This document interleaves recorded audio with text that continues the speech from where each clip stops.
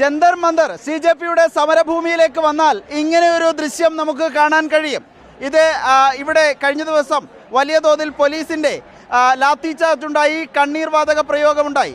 അതിൽ ചെരുപ്പുകൾ ഊരിയിട്ട് ഓടിയ സമരക്കാരുടെ ചെരുപ്പുകൾ ഇവിടെ ചേർത്ത് വെച്ച് അതൊരു പ്രത്യേക ഭാഗത്ത് ചേർത്ത് വെച്ച് ഇതൊരു പ്രതിഷേധത്തിന്റെ പ്രതീകമായി വെച്ചിരിക്കുന്നതാണ് നമുക്ക് ദൃശ്യങ്ങളിൽ കാണാൻ കഴിയുന്നത്.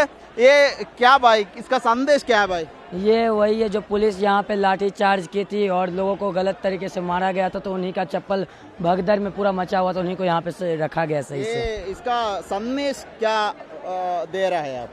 ये संदेश ये दे रहा है कि ये पुलिस की दिखाड़, ये बदतमीजी और पुलिस की गिरी हुई हरकत को ये പോലീസിന്റെ ക്രൂരതയുടെ നേർ ചിത്രമാണ് ഇത് എന്നാണ് ഈ വിദ്യാർത്ഥികൾ പറയുന്നത്. ഈ ദൃശ്യങ്ങൾ കാണുമ്പോൾ നമുക്ക് കാണാൻ കഴിയും.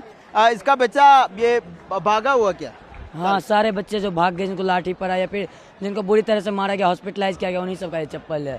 അതാണ് ആശുപത്രിയിലാവുകയും ഇവിടെ നിന്ന് ഓടിപ്പോവുകയും ചെയ്ത, ലാത്തി ചാർജിൽ ഓടിപ്പോവുകയും ചെയ്ത വിദ്യാർത്ഥികളുടെ ചെരുപ്പുകളാണ് ഈ കിടക്കുന്നത് എന്നാണ് ഈ പറയുന്നത്.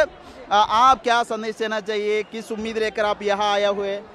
हम तो एक ही उम्मीद लेके आए हैं कि सारी जनता जो भी गली मोहल्ले की है ना, कि वो जागे. ये जो सोई हुई सरकार है ना, और लोग भी सोए हैं कि चाहते हैं कि बदलाव ही ना हो. उन्हें पता ही नहीं है कि देश में क्या चल रहा है. मैं चाहती हूँ कि उन्हें पता चले, आप बाहर निकले, यहाँ पे आके इस्तीफा देना तक आपका विरोध चलता रहता है.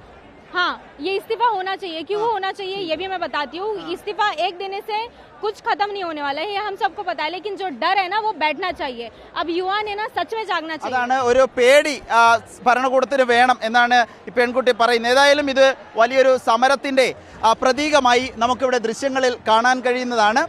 ഇവിടെ മുഴുവൻ ഇന്നലെ ലാത്തി ചാർജിൽ ക്രൂരമായി ആക്രമിക്കപ്പെട്ട വിദ്യാർത്ഥികളുടെ ചെരുപ്പുകളാണ് നമ്മൾ ഇവിടെ കാണുന്നത്. ഇത് പ്രധാനപ്പെട്ട ജന്തർ മന്ദറിലെ ഒരു ഭാഗത്താണിത് ഇങ്ങനെ കൂട്ടിവെച്ച് അതൊരു പ്രതീകമായി അവതരിപ്പിക്കുകയും ചെയ്യുന്നത്.